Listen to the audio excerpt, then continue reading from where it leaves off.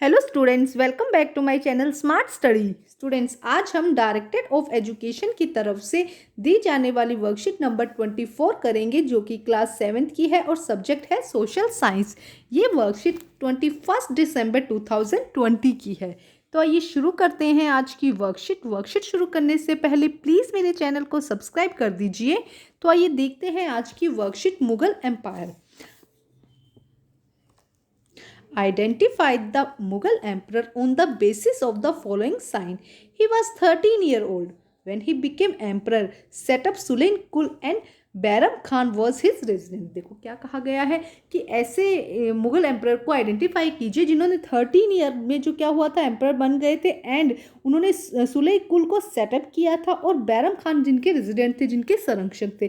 तो हम यहाँ पे किसकी बात कर रहे हैं? अकबर की। देखिए, you are definitely taking about Mughal emperor Akbar. Now let us get information about the बादशाह अकबर। आज हम बादशाह अकबर के बारे में इंफॉर्मेशन देखेंगे कि किस तरह से उन्होंने सेटअप किया।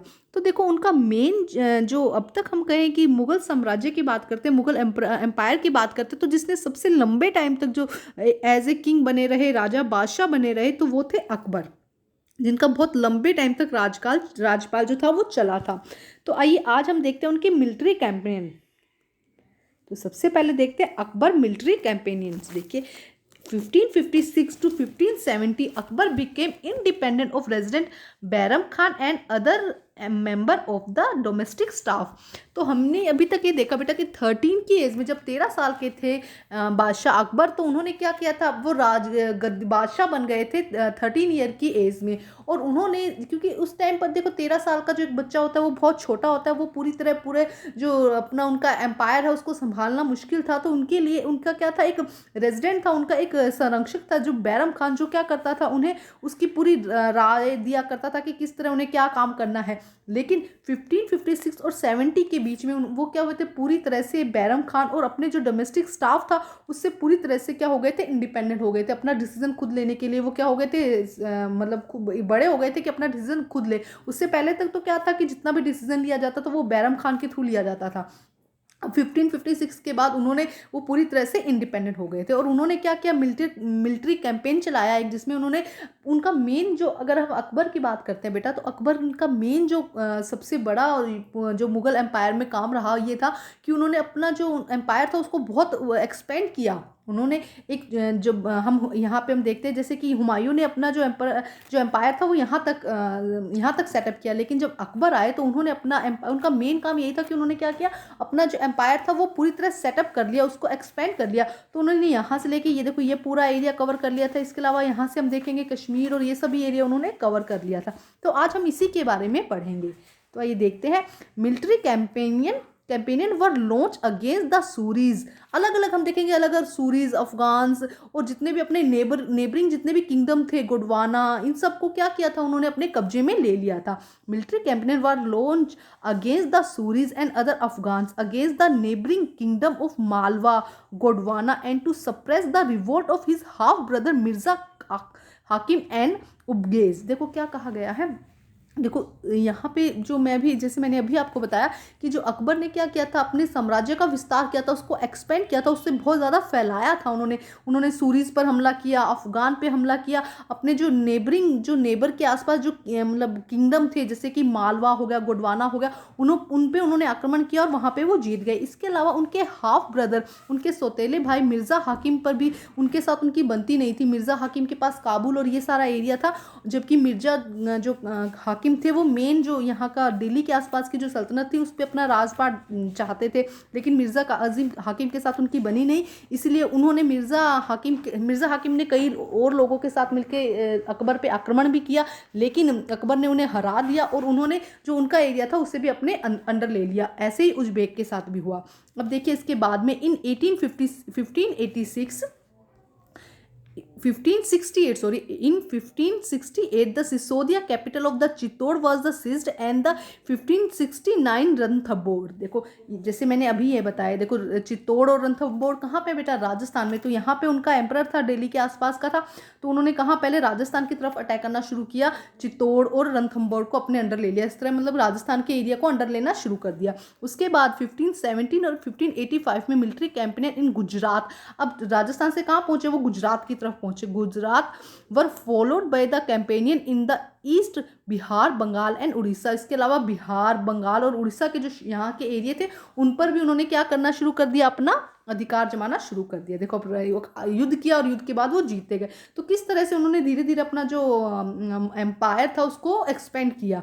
उसके बाद देखते हैं 1585 और 1605 में expansion of the Akbar empire campaigns were launch in the north west में। अब उन्होंने यहाँ पे भी नॉर्थ वेस्ट में भी अपना जो कैंपेन था उसको बढ़ा लिया। देखिए यहाँ पे 1856 and 1605 expansion of the Akbar empire campaign were launch in the north west. अब उन्होंने क्या किया बेटा, नॉर्थ वेस्ट का जो एरिया था, जैसे कि ये वाला जो एरिया है यहाँ का, जो उन्होंने पूरा कवर करना शुरू कर दिया। उसके बाद देखते हैं Kandahar was the seized from the Safa with Kashmir was next. देखो क्या कहा जा रहा है कि अब उन्होंने कश्मीर का जो एरिया था, देखो बार बार मैं आपको यही बता रही हूँ कि किस तरह उन्होंने एक्सपेंशन किया, अपना जो एक्सपेंड किया, जो भी एरिया था, जितना भी एम्पायर था उसको किस तरह एक्सपेंड किया। फर्स्ट उन्होंने राजस्थान, गुजरात का एरिया लिया, उड़ीसा, बिहार यहाँ का एरिया लिया, देखो यहाँ का। उसके बाद उन्होंने कश्मीर का एरिया, इस तरह से उन्होंने पूरा जो एरिया था अपना, जो अपना एम्पायर था उसको एक्सपेंड किया। After the death of Mirza Hakim Kabul was also annexed into his kingdom. अब जो जब मिर्जा कासिम उनके ब्रदर थे, हाफ ब्रदर थे, सौतेले भाई थे, जिनसे उनकी बनती नहीं थी, उन्होंने फाइनली क्या किया, उसको भी अपने युद्ध किया और उसको भी हरा दिया। उनका जो एरिया था काबुल का, जो कि पाकिस्तान के अंदर है, Mirza Hakim Kabul was also annexed into his kingdom. Campaigning in the Deccan started in Berar, Khandesh and part of Ahmednagar were annexed. इसके अलावा देखो क्या क्या किया उन्होंने, खानादेश, बरार एंड द अहमदनगर, ये सब एरिया को भी उन्होंने क्या किया, अपने अंडर ले लिया। तो हमने यहाँ पे ये देखा बेटा, जो अकबर थे उन्होंने क्या किया, अपना जो साम्राज्य था, जो अपना एम्पायर था, उसको किस तरह से एक एक करके अपने साम्राज्य, दूसरे के जो अपने नेबर के साम्राज्य थे, जितने भी थे एम्पायर, उनको अपने अंदर मिलाते रहे, अपना एम्पायर को क्या करते रहे, एक्सपेंड करते रहे। तो इसके लिए उन्होंने कुछ पॉलिसीज बनाई, अपनी एडमिनिस्ट्रेशन की कुछ पॉलिसीज बनाई। तो आइए अब हम उसके बारे में देखते हैं। Akbar administration policies. The Akbarnama composed by the Abul जा provide formation on the administration of Akbar. तो देखो क्या क्या, अकबरनामा एक बुक है जिसे किसने लिखा था, जिसे अबुल फजल ने लिखा था, जो कि क्या थे, उन जो अकबर का दरबार था उसके अंदर एक दरबारी थे, एक सोल्जर जिसे हम कह सकते हैं वो थे। The empire was divided into provinces called subahs. जो इनका एम्पायर था वो छोटे छोटे भागों में डिवाइड था, जिसे क्या कहा जाता है, सूबाज कहा जाता है। गवर्न बाय द सूबादार, और जो किसके अंडर में था, सूबेदार। जैसे कि देखो, जैसे कि अब हमारा, जैसे कि इंडिया की हम बात करते हैं तो स्टेट में क्या किया गया, उसको डिवाइड किया गया। ऐसे ही जो अकबर का एम्पायर था वो किसमें डिवाइड किया गया था, सूबाज में डिवाइड किया गया था, जिसको सूबेदार देखरेख करता था। Who carried out both political and military function, जो कि पॉलिटिकल और मिलिट्री फंक्शन को चेकआउट करता था।